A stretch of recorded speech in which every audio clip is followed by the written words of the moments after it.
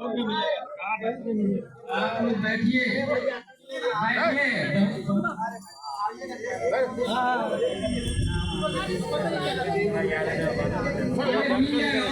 बैठिए। अभी बैठिए प्लीज, आप लोग बैठिए, मिल जाएगा। 2 रुपये का चीज है, कहीं भी साइबर कैफे में जाइएगा आप लोग को प्रपत्र 2 मिल जाएगा। ठीक है, इसको भरवाने के लिए सरकार ने 2 तरह से दिया है, एक ऑनलाइन भी भर सकते हैं और अपने ऑफलाइन भी स्लिप पे जाकर के जमा करा सकते हैं। और पहले ये बता दें कि परेशान होने की जरूरत नहीं है, मेरा जमीन छीन जाएगा, इधर चल जाएगा, इधर चल जाएगा, जो भी होगा सब आप लोग के सामने हो रहा है। डिजिटलीकरण जो हो रहा है, ऑनलाइन जो बन रहा है, वो आप लोग को सारा कुछ उस पर देखिएगा, सब कुछ पता चल जाएगा, कुछ छिपा नहीं होगा। आपको प्रपत्र के बारे में हम बता दे रहे हैं। प्रपत्र 2 जो है, पहला कॉलम में रैयत का नाम सुनाई दे रहा है, पीछे तक नाम रैयत का नाम, मतलब कि अगर मान लीजिए कि खतियानी जमीन है और वो उनके नाम पे है और वो जिंदा नहीं है तो उनका नाम नहीं लिखेगा, जिनके नाम से खाता खुलवाना है उन्हीं का नाम इसमें लिखा जाएगा।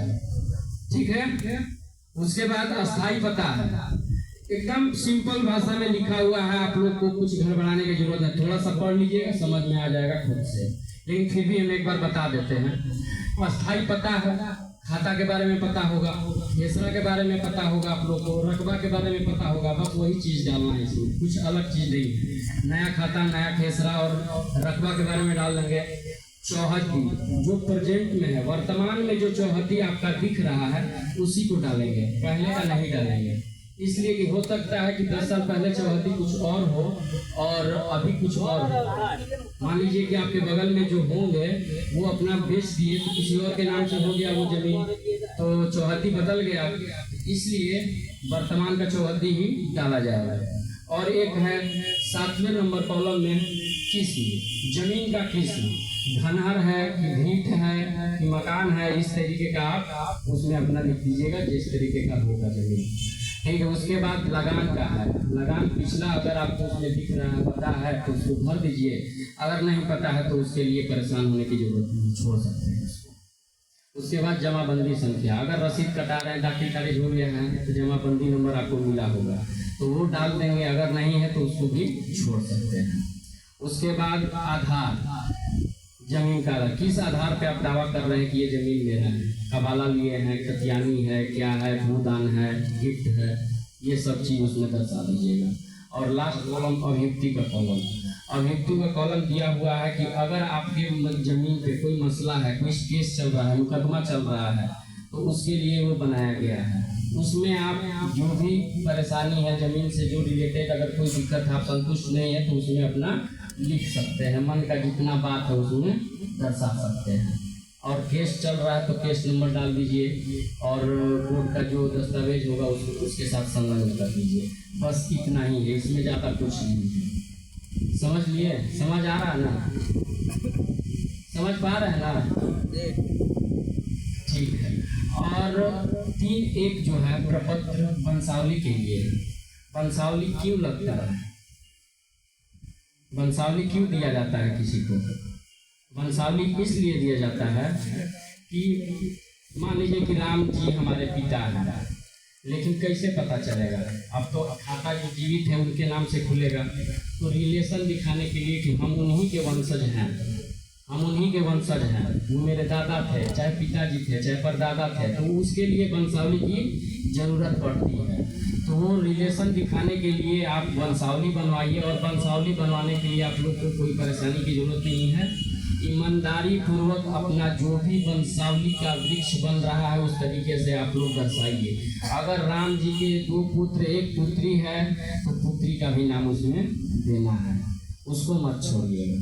ठीक है, अगर गलत बनाते हैं, गलत पाया जाता है तो हो सकता है कि आपके ऊपर मुकदमा भी चले, क्योंकि वो स्व अभी प्रमाणित करके आप लोग दे रहे हैं, उसमें ना मुखिया जी होंगे, ना सरपंच जी होंगे, ना ही वार्ड होंगे।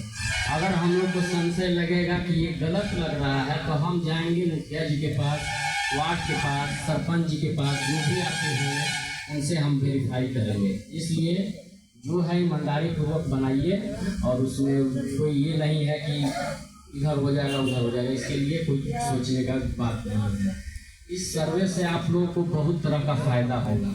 जैसे जितना भी देख रहे हैं कि जमीन की खरीदारी में एक ही जमीन को 2 बार 3 बार 4 बार बेच दिया जा रहा है और पता नहीं चल रहा है किसी को, तो आज के डेट में इसको डिजिटल बनाया जा रहा है ताकि हर कोई उस चीज़ को अपना देख सके। जैसे मान लीजिए किसी ज़मीन को हमको देखना है तो चेक कर सकते हैं, जमाबंदी खेत खाता खेसरा रैयत के नाम से ऐसे करके आप लोग चेक कर सकते हैं और उसमें पता चल जाएगा कि इनका ज़मीन है कि नहीं है, कि झूठ बोल करके हमको बेचा जा रहा है।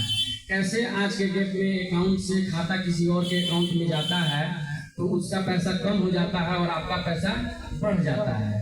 बिल्कुल उसी तरीके से हो जाएगा। जिनका भी जमाबंदी में मान लीजिए 20 डिसमिल जमीन दिखा रहा है और 5 डिसमिल वो बेच दिए हैं तो उसमें से तुरंत घट जाएगा, उनका 15 डिसमिल हो जाएगा और जो लिए हैं उनका हो जाएगा 5 डिसमिल जमीन।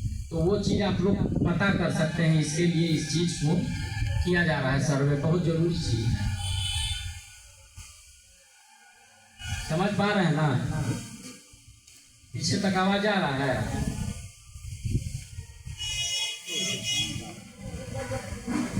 और इन लोगों को कुछ पूछना हो तो पूछ सकते हैं। और हाँ, ऑफलाइन जमा करने के लिए आप लोग ब्लॉक में अभिलेखागार शिविर है, शिविर हम लोग का लगा हुआ है अभिलेखागार ब्लॉक में, वहाँ पर जा कर के आप ऑफलाइन भी जमा कर सकते हैं। अगर आपको बहुत मतलब ठीक है, जानकारी है, पता है कैसे, तो मोबाइल से भी अपना उसको अपलोड कर सकते हैं प्रपत्र 2 को। लेकिन इसको हल्के में मत लीजिएगा। प्रपत्र 2 जो है उसको भर करके जरूर से जरूर जमा कीजिए, नहीं तो आगे काफ़ी परेशानी का सामना करना पड़ सकता है। अगर नहीं दिखाइएगा कि हम इसके ज़मीन का हमारे पास साक्ष्य है, ये मेरा ज़मीन है, तो हो सकता है कि सरकार के खाते में चला जाए। तो इसलिए अपना जो भी ज़मीन है, जो भी दस्तावेज है, उसके साथ संलग्न करें।